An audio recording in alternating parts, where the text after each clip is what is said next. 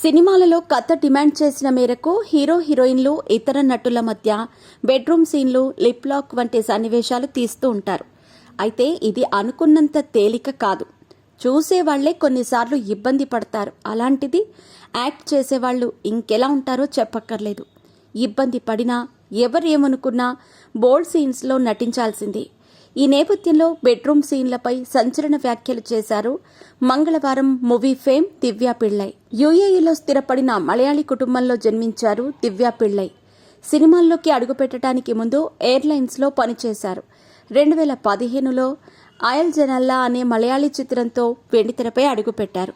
ఈ సినిమాతో నటిగా మంచి మార్కులు వేయించుకున్న దివ్య అనంతరం తమిళ చిత్రాలతో బిజీ అయ్యారు. నవీన్ చంద్ర హీరోగా వచ్చిన తగ్గేదేలే మూవీతో తెలుగువారిని పలకరించిన దివ్య కెరీర్ను మంగళవారం మూవీ మలుపు తిప్పింది. ఆర్ఎక్స్ 100 ఫేమ్ అజయ్ భూపతి దర్శకత్వంలో పాయల్ రాజ్పుత్ లీడ్ రోల్లో తెరకెక్కిన ఈ సినిమాలో హీరోయిన్ని మించి మార్కులు కొట్టేశారు దివ్య.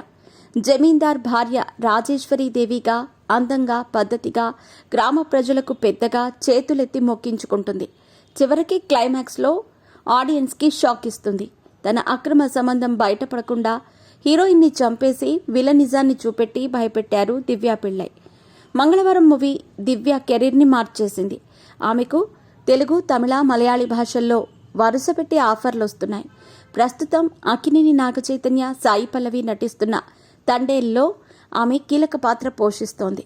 గీతా ఆర్ట్స్ 2 బ్యానర్లో బన్నీవాస్ నిర్మిస్తున్న ఈ చిత్రానికి అల్లు అరవింద్ సమర్పకుడిగా వ్యవహరిస్తున్నారు. ఇది నాగచైతన్య కెరీర్లో తొలి పాన్ ఇండియా సినిమా.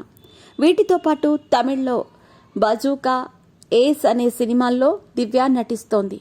ఇదిలా ఉండగా మంగళవారం సినిమాలో దివ్య బెడ్రూమ్ సీన్స్లో నటించారు.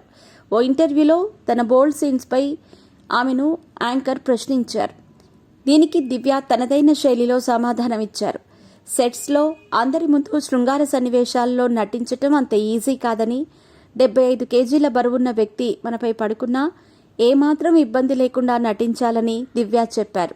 ఎంత ఇబ్బంది పడినా ఓపిక్గా భరించాల్సిందే తప్పించి ముఖంలో ఆ ఫీలింగ్ను అస్సలు చూపించకూడదని ఆమె వ్యాఖ్యానించారు.